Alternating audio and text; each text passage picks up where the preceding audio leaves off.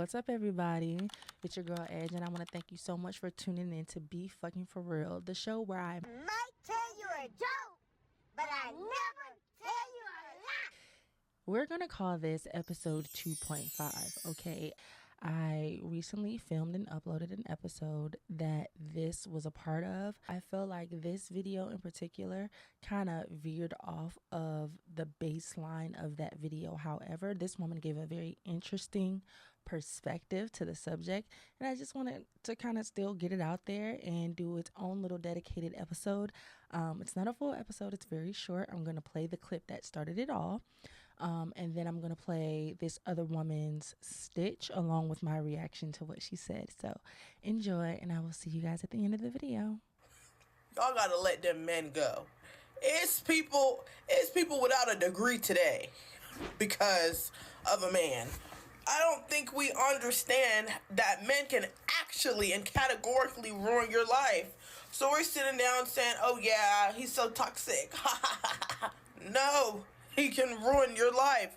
It's so many people today who aren't where they want to be, haven't reached the goals that they wanted to reach, and, basically were deterred in life because of a man.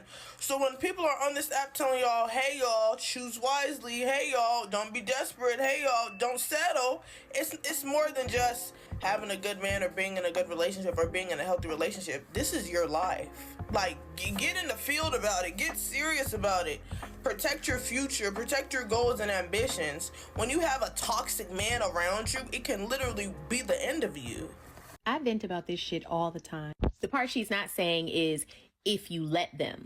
I have a theory about certain women and when it comes to their dating life with men. And that theory is that when a woman is dating a man and he's not doing or treating her the way he should, she will be upset and she'll say, oh, he ain't shit. He not doing this. He don't do that. He la, la, la, whatever. But nobody really cares when a boyfriend is a shitty boyfriend because you could just break up with him. You don't have to be with him. And so I think that there are a lot of women who will then allow themselves to get pregnant by said man. And then when he doesn't assume the role of father the way they wanted him to, the way he should, then they move from complaining about him just being a terrible boyfriend to then him being a deadbeat. My problem with that is you already knew that from the gate. And I do think that there are women who, this sounds crazy to say, but they want to be a part of the struggle single mom life because it's something to complain about. Nobody cares when the man is just your boyfriend and he's not doing what he's supposed to do. People do care when he's a father and he's not present. But if he wasn't doing what he was supposed to do for you, why would you believe that he would do what he's supposed to do for your child? That just does not make any sense to me. He's already shown you what type of time he was going to be on. And yes, he's supposed to be a father. He's supposed to take care of his kids. But why did you bring a child into the world pretty much knowing that he wasn't going to? And I really feel like it's so that they can say he not doing shit for his kid, so that they can get the, oh, she don't ever get a break and she always had him kids. And you didn't have to have those kids. And I know that sounds harsh, but I just can't understand. Like, we've seen the movie too many times. Your girlfriend got a deadbeat for a baby daddy. Your mama got a deadbeat for a baby daddy. You know what I'm saying? Like, you know the play. So how are you here? And I really feel like it's so that people can bash the man for not doing his part. And that is well deserved. But meanwhile, you're sitting at home trying to figure out how you're going to make ends meet and working 2 jobs and not having enough energy to take care of your kids when you knew that was going to be your situation. Why you do that?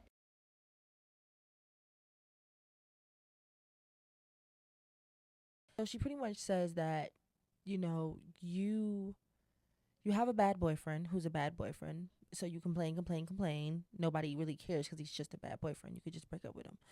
So because you want people to care about your complaints, you allow this person to impregnate you so you can complain about him being a bad father. So now people can jump on your side and agree with you like, oh yeah, he is a bad dad, da da da da da.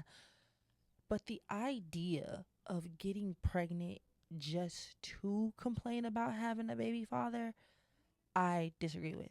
I don't think people do it so that they can complain about him being a poor baby father.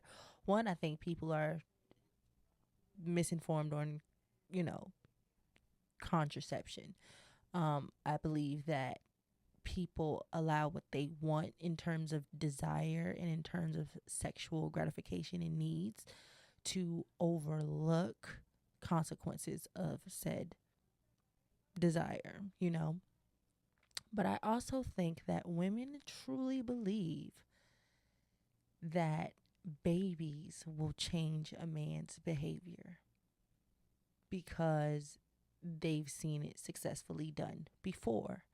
So women who stick with bad boyfriends believe that I can love you through this. I can love you into treating me better. And if that doesn't work, this child will make you want to do better, make you want to be a better man. And though we all know that it's not true, I believe that some women actually believe that.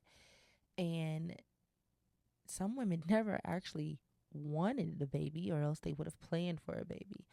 A lot of times it ends up being a mistake, or not a mistake, an accident. And now you just have a baby, and you happen to have a baby by a shitty man. And that's just what happened. So now that person continues on to be a terrible father, and which everybody else is pretty much like, well, you already knew what kind of man he was. He showed you who he was. Why did you expect anything different?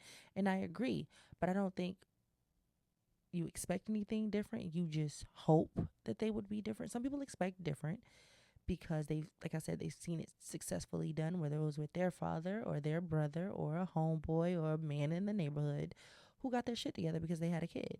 But that's not always the case. That's not always the case.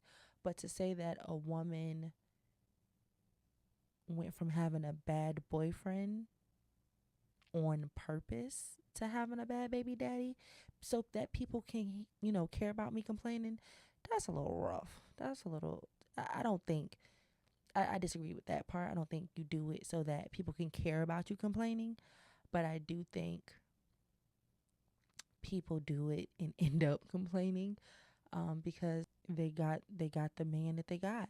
So now, of course, you have complaints. You're a single mom 9 times out of 10 with the same man that showed you he was a shitty man to begin with. But again, people confuse sex for love all the time. Just a lot of people just want to feel something over feeling nothing, and they allow themselves to end up in these situations. But yeah, that's just my little 2 cents on that. It's unfortunate, but you know, I completely agree. When it happens 1 time, it's like whatever. 2 times, it's like, come on now. But when it happens 3, 4, 5, 6, 7, 8, 9 times, like at that point, you're asking for it. At that point, that's all you. You, like I said before, you can only blame the other person for so many times. When they lie to you, when the mask falls off and you realize they're really a terrible person. That's not the person that courted you. That's not the person you were dating initially. They just completely did a 180 and became a completely different person. That's on them. They were liars. You got tricked. Once the poor behavior starts to be consistent, it's no longer a trick. Nobody's fooling you. You're fooling yourself, thinking that if you stay around, this person will change. If you, you know, just try to love them through it, they'll change. It doesn't work like that. Once you tell somebody, hey, you could be a fool and be terrible, and I'm going to be around, they're going to be a fool and be terrible and expect you to be around. And a lot of people end up still there because that person guilt trips you, but that's another situation. The point of this video is it's your fucking life. It's your life. And you are in control. And don't let no man or woman derail your plans for your life. That's it. That's all. Let me know in the comment section what you think, because like I said, it was a very interesting take on the subject. Like it's her perspective, so I can't say like, oh, her perspective was wrong or anything, but it was a bit like, I agree with some parts of it, but some of it was like, you know, whatever. So I thank you guys for making it to the end of this video. Make sure you check out the description box for all of the links, the Facebook page, the Instagram page, the TikTok page, as well as the Reddit page where you could submit your own Reddit stories or repost Reddit stories. I also have a link below where you can submit your own anonymous confession or ask for advice, and another link where you can ask me anything you want anonymously. So yeah, make sure you watch episode 3 because it's absolutely crazy. Comment below more of what you would like to see here, and I will see you in the next video. Love you guys. Bye. Mwah.